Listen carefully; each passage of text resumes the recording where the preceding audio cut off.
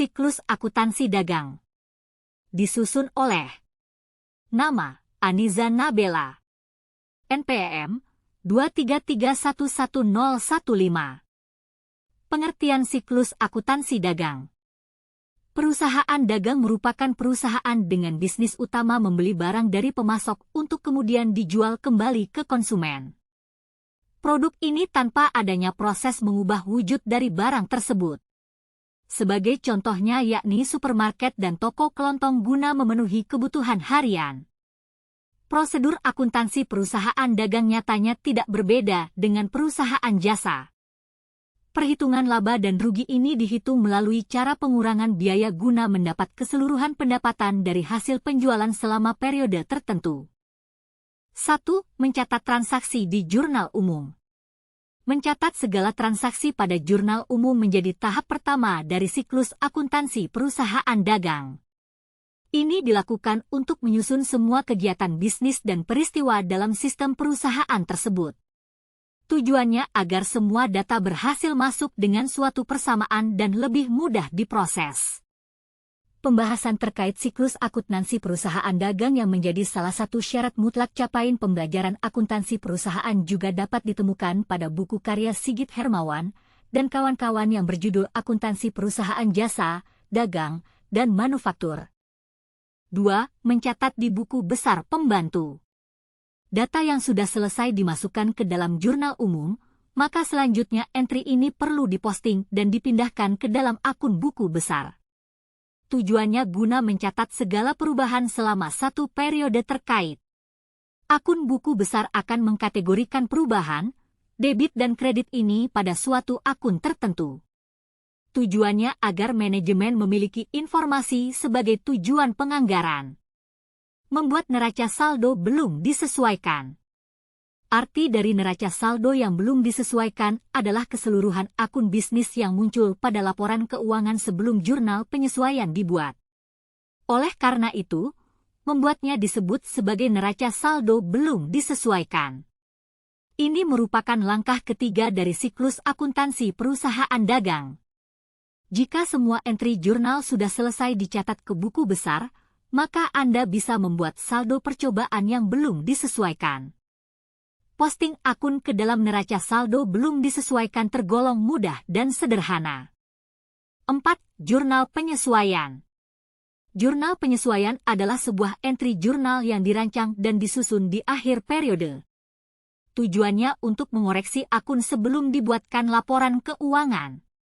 Entry penyesuaian ini menjadi langkah paling sering digunakan untuk menerapkan prinsip pencocokan pada jumlah pendapatan dan pengeluaran perusahaan selama periode tertentu.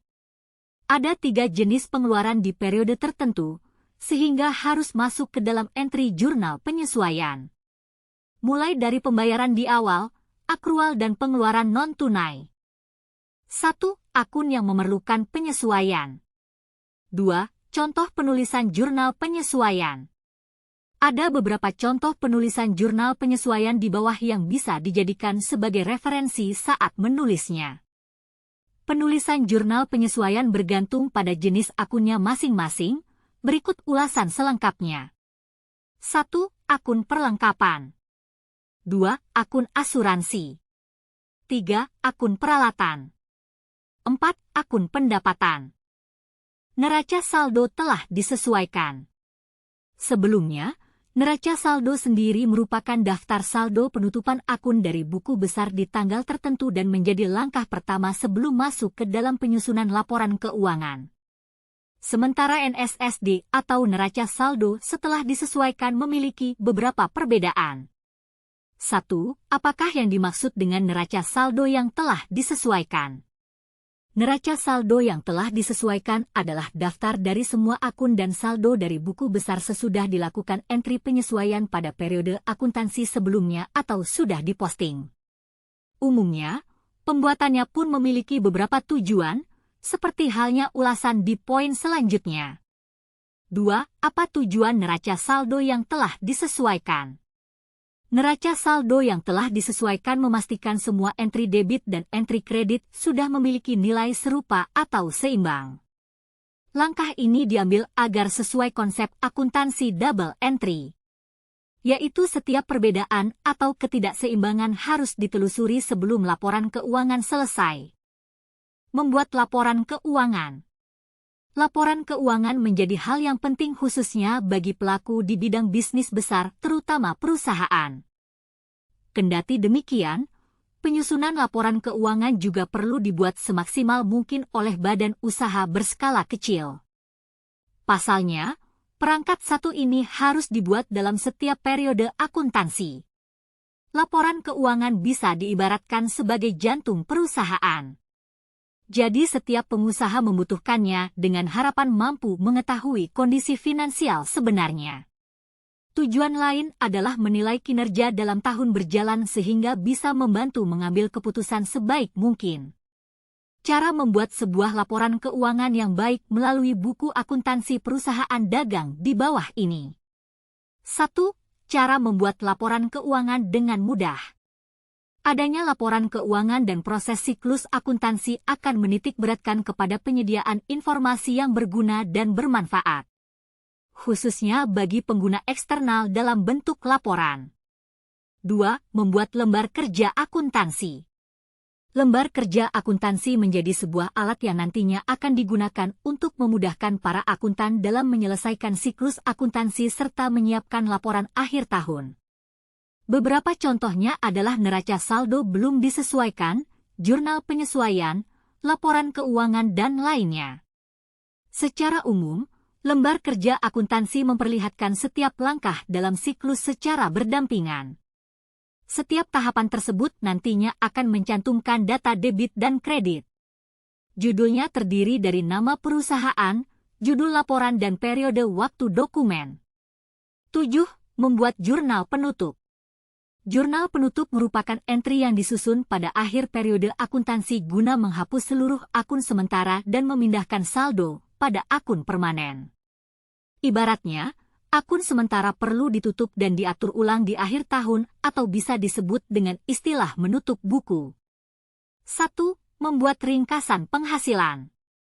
Akun ringkasan merupakan akun sementara yang nantinya digunakan untuk menyimpan saldo akun laporan laba rugi sekaligus akun pendapatan dan pengeluaran selama tahapan entry penutupan. Langkah ini dilakukan dalam satu siklus akuntansi. Dengan kata lain, akun ringkasan pendapatan hanya dianggap sebagai pengganti dari saldo akun. Hal ini juga dilakukan pada akhir periode akuntansi khususnya selama tahapan entry. 8. Neraca saldo setelah tutup buku.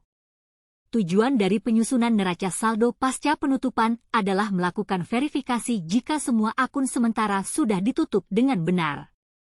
Sementara total kredit dan debit pada sistem akuntansi sudah memiliki nilai seimbang sesudah pembuatan entry penutupan. 9. Membuat jurnal pembalik. Jurnal pembalik merupakan entry jurnal yang disusun di awal periode akuntansi untuk membatalkan dan membalik jurnal penyesuaian. Sebelumnya memang sudah dibuatkan di ujung siklus tahunan sehingga langkah ini menjadi tahapan terakhir. Jurnal pembalik juga bersifat opsional sehingga Anda hanya perlu menyusunnya ketika benar-benar membutuhkan saja. Kebutuhan laporan keuangan tentu tidak selalu memerlukan pembalikan pada entry jurnal sehingga harus disesuaikan. Terima kasih.